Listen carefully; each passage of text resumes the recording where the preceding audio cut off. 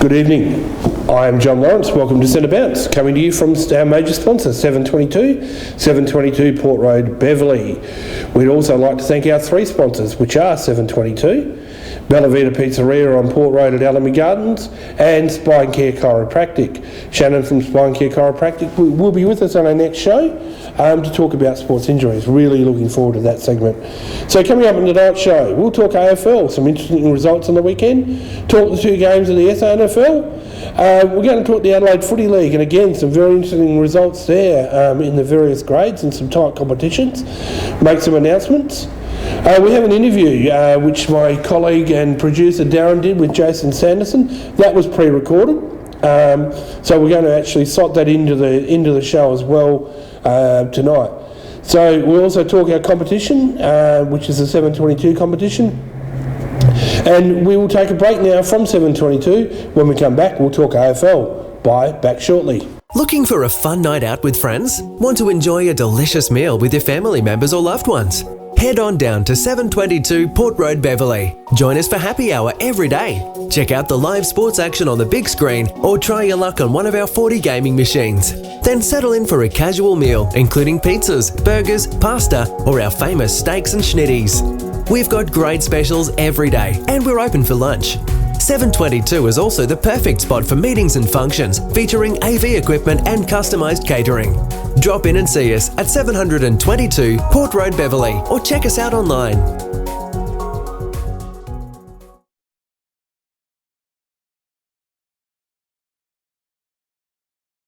Welcome back to Centre Bounce. Let's talk AFL. So the round started Thursday night. We've got a few Thursday nights coming up. West Coast toppling Essendon. Bit of controversy over an injury to an Essendon player where he's in the taxi going to the hospital, but the coach did say he wouldn't have gone to hospital had it been in Melbourne. Friday saw Sydney way too strong for a struggling and ageing Hawthorn. I still ask which one of these coaches will return to North Melbourne, where they both played. Obviously, Clarkson being left out of a grand final side, Longmire a premiership player. Saturday, Brisbane played one quarter to get over St Kilda. The third quarter, they just blew St Kilda away. The other three quarters were exceptionally fairly even, although Richardson's still under pressure. I'd be keeping Richardson. He has had more injuries to key players this year and more to contend with than most coaches, but he's managed to galvanise that group. The Demons upset Freo to show how good they can be, but I, for one, cannot get a read on Freo. Yes, I picked Fremantle. I think we all did. Then Saturday night saw what I consider one of the upsets of the year. I mean, Port are a very good side. As a Crows supporter, it hurts me to say that. But they returned to the winner's circle and justified Hinkley's bold selections where he left out Westhoff. And even though I picked Geelong, he's another coach that I rate very, very highly and I have a lot of faith in. Then Sunday saw Collingwood just get over a very, very competitive Western Bulldogs. And again, playing some good footy under their coach, who's a premiership coach as well. I've just gone blank on his name, but a very, very good coach. So this week, we start with Thursday again, with Essendon playing GWS. Friday, the Crows go down the highway to Geelong, who will be looking to get back in the winner's circle. Saturday, Hawthorn play West Coast in Melbourne. Sydney play Gold Coast in Sydney. Collingwood are up against North Melbourne, in Melbourne obviously. Port Adelaide at home to the Western Bulldogs. St Kilda play Richmond in Maddie's round. Brisbane, Melbourne, and Freo play Carlton Sunday to round out play Carlton Sunday, which rounds out the week. My tips are GWS, Adelaide an upset, West Coast, Sydney, Collingwood, Port too strong for the Western Bulldogs, St Kilda to get over Richmond because of their injuries, Brisbane and Freo. When we come back, we'll talk the SANFL.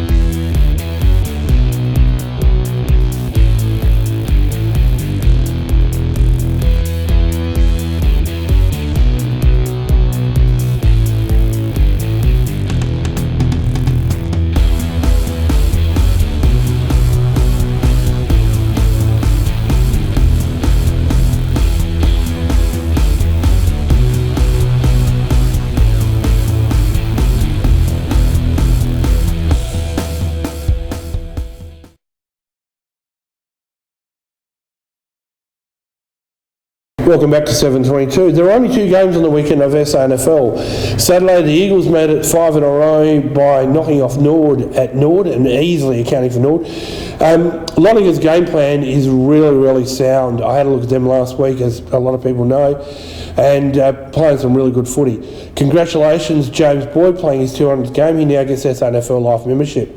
A great career to date. Premiership player, but Gary medalist, when he was at South Adelaide, also played at Centrals.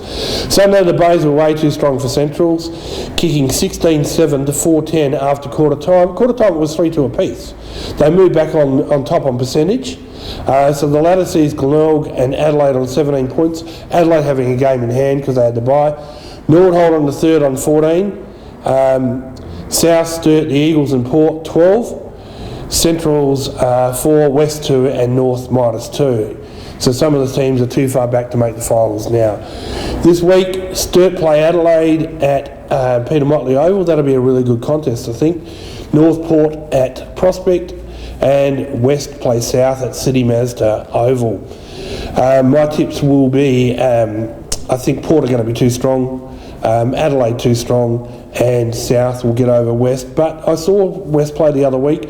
They're very, very competitive. So we're going to go to another break. When we return, we'll go to the interview that my producer Darren did with Jason Sanderson. So looking forward to that. Back shortly for the interview from 722. Welcome to Spine Care Chiropractic. Thank you for giving us the opportunity to show you exactly what we do here at Spine Care. Our mission, to provide the best possible spine and nervous system assessment and care that we can. At Spine Care, we see and care for people from all ages and walks of life. Our clients include young to middle-aged adults, newborn babies, toddlers, school-aged children, even grandparents and great-grandparents. Age is no barrier to improving your spinal health. And at Spine Care Chiropractic, we can help you discover a better, healthier you. People come to Spine Care Chiropractic for many different reasons. Some seek relief from aches or pains, such as neck pain and headaches, lower back pain and sciatica, disc injuries. Others are looking for improved health, including greater flexibility, more energy, improved posture, or simply a better standard of health and well-being. Whatever your reason, be assured that Spine Care Chiropractors are here to help you achieve your individual health goal. Our Spine Care practices provide the highest level of professional and friendly care and use the latest technology and equipment. Our modern clinics are child-friendly and are staffed by people who care about you and your family's health. Your journey towards better health starts with your very first visit. Your initial consultation is our chance to find out the best possible way that we can help you. Your thorough initial examination may include your health history along with orthopaedic, neurological, postural and range of motion examinations, as well as paraspinal nerve scan and x-ray for analysis. Your examination, scan and x-ray will allow us to know what's happening with your spine and nervous system. We will explain what these results mean for you and structure your chiropractic care so that you can start your journey towards feeling and functioning better. To find out how we can help you, call your local Spine Care practice to make a time for your initial consultation and examination. We offer early morning and evening appointments for your convenience, and our friendly chiropractic assistants are here to help answer any questions you may have.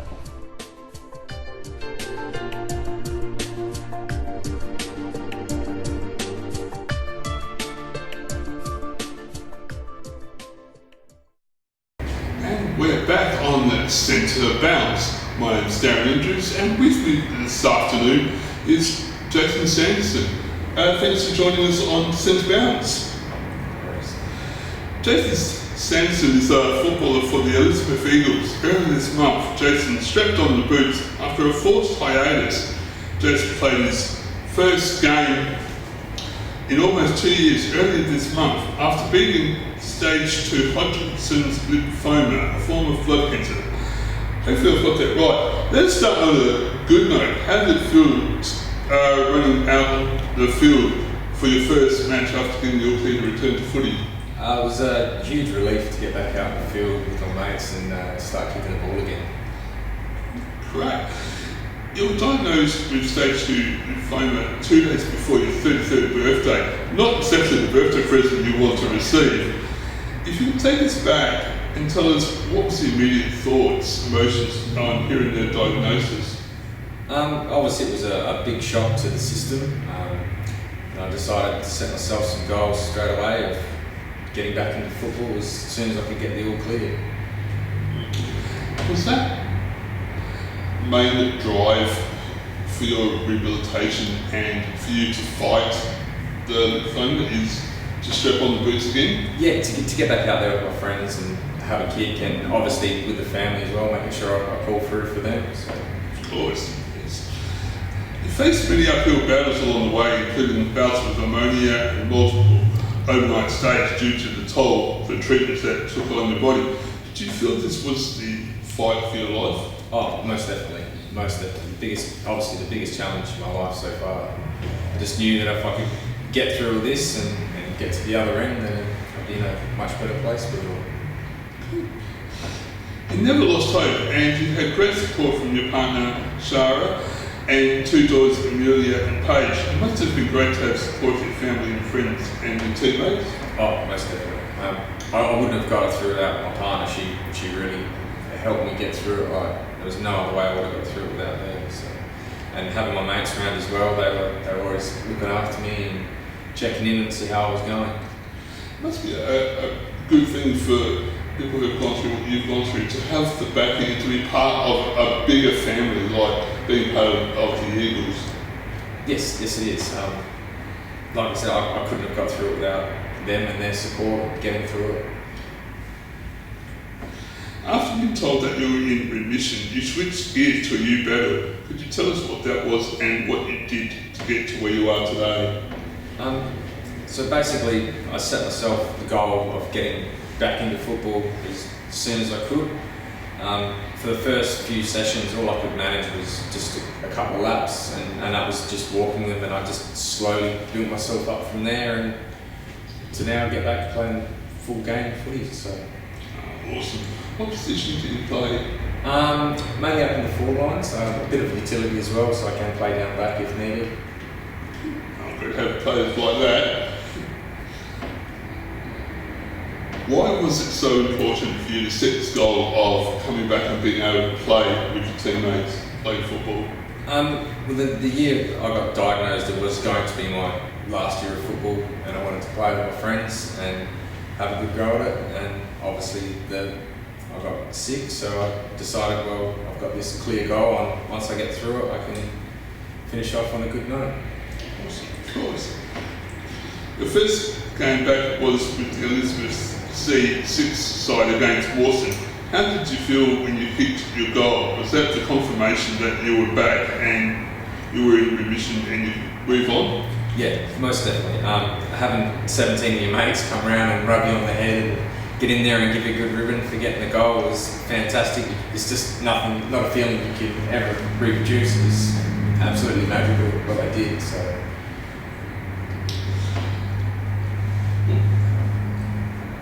What would you like to say to people, other young footballers who may be going through something like what you've gone through or some hardship at the moment? Never lose sight. There's always light at the other end of the tunnel. So pick your goal and focus on it and work towards it, and you'll always achieve what you want in the end there.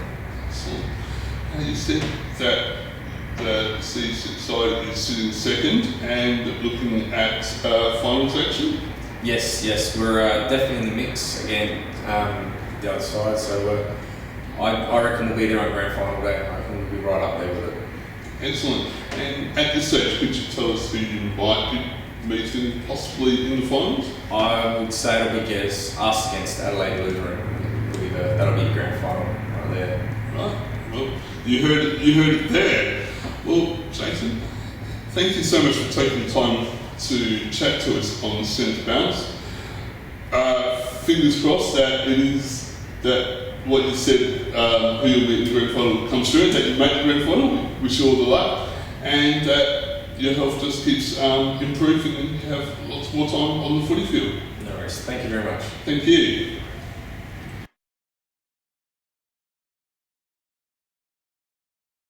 And thanks for covering me for you on that interview. Well done. Excellent interview with Jason. And Jason, I hope your footy journey continues a long, long time. So the Adelaide Footy League has moved to round 10 and there was a few interesting results. The results have been flashed across the bottom of the screen now for Division 1s to Division 4 as we normally do. So in Division 1, the ladder, and again, very interesting. PAC have 7 wins. Rocks and Payneham Norwood Union and St Peter's 6 wins. Payneham Norwood Union kicked 30 goals on the weekend. Port District's 5 wins. Goodwood Brighton 4 wins. Adelaide Uni Teacher Gully 3 wins. And Henley now have 2 wins after getting up over St Peter's last week. In the Payneham game, as I said, they kicked 30 goals after quarter time. Gary McIntosh, ex-Magarey Meadows, had a big weekend. Not only did his side kick 30 goals, but his horse won a big event at Flemington. It's called G-Trash, Gytras, which is an Irish, something to do with Ireland.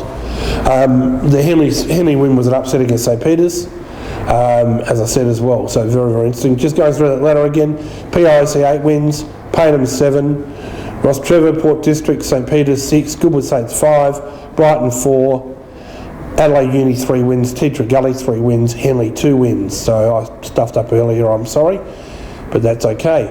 This week some interesting rounds. 6 teams are still in the fight for a final spot. I think the other 4 are too far back to make the 5. But there's only a couple of games separating 2nd and 6th, whilst Henley's win also adds spice to the relegation fight, which is now down to 3, in my opinion, where it would have been Henley and someone else before the weekend. So this week, Goody Saints play Teacher Gully back at Goody Saints ground. Henley are at home to Port Districts. I'll talk more about that in a minute. Payneham Norwood Union host Ross Trevor. PROC host St Peter's, and Adelaide Uni play Brighton. So we go to the game of the round. I think it's going to be obviously Payneham coming off kicking 30 goals, as I mentioned a couple of times, up against Ross Trevor. But all games will have a bearing on where sides finish in the finals. They're going to be very, very interesting. My tips are Goody Saints to be too strong, Henley to cause an upset over Port Districts and make it 2 in a row, Payneham only because it's at home, POAC and Brighton will be the other winners in my opinion. So we move to Division 2. Now the Division 2 ladder. Unley have 8 wins and a draw. Salisbury North 7 wins and 2 draws. Sacred Heart 7 wins. Atherstone 6 wins.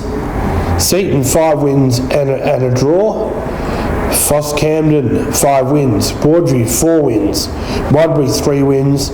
Scotch and Gazer 1 win and a draw. So Scotch gave Gazer a touch-up and moved off the bottom, putting Gazer on the bottom, so I think Jarman and Gazer are in a bit of trouble.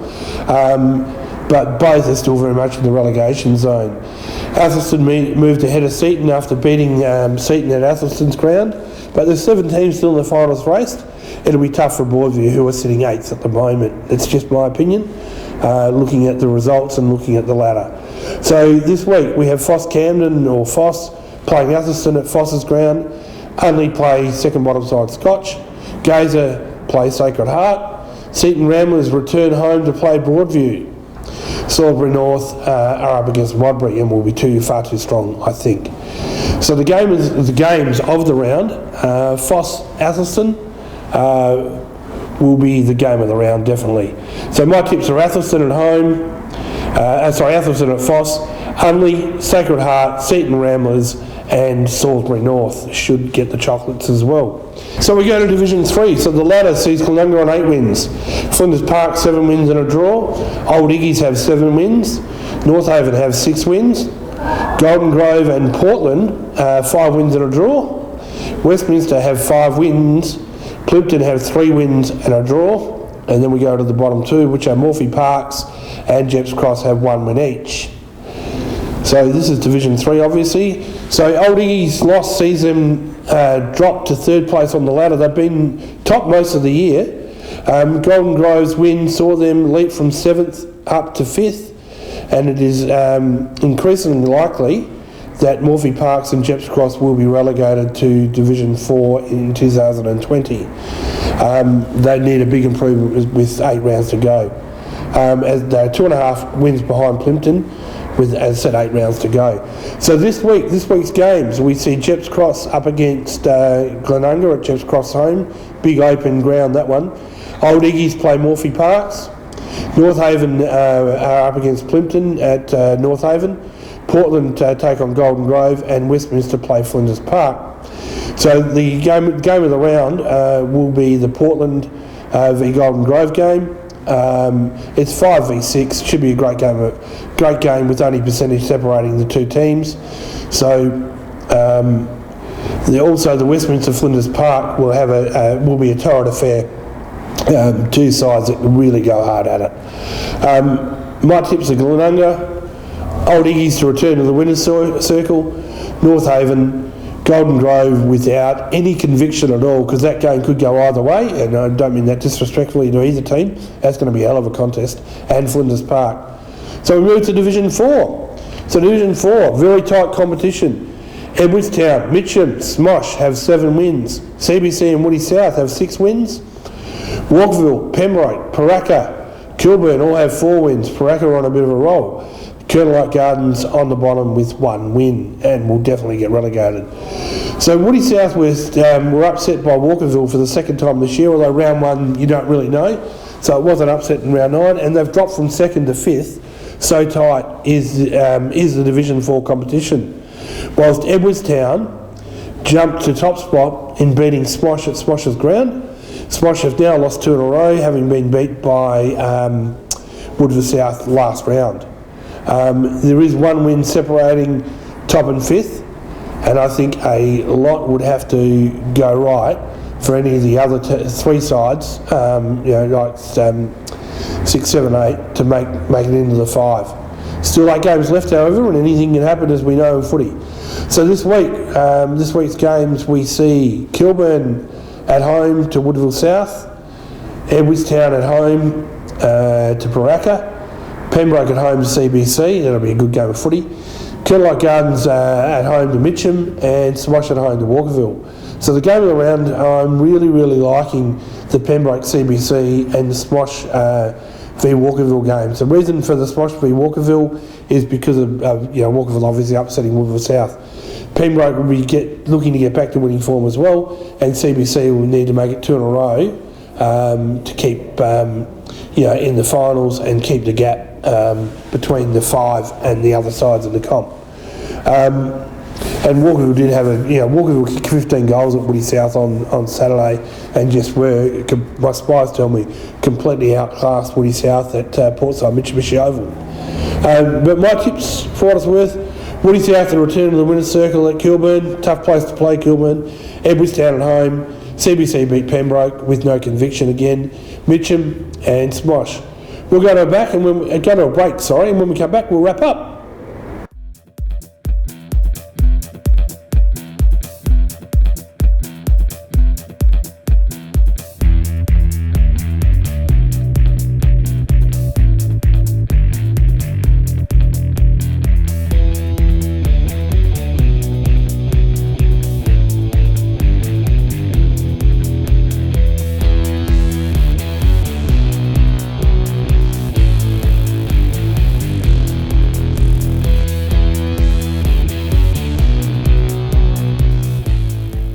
Announcement.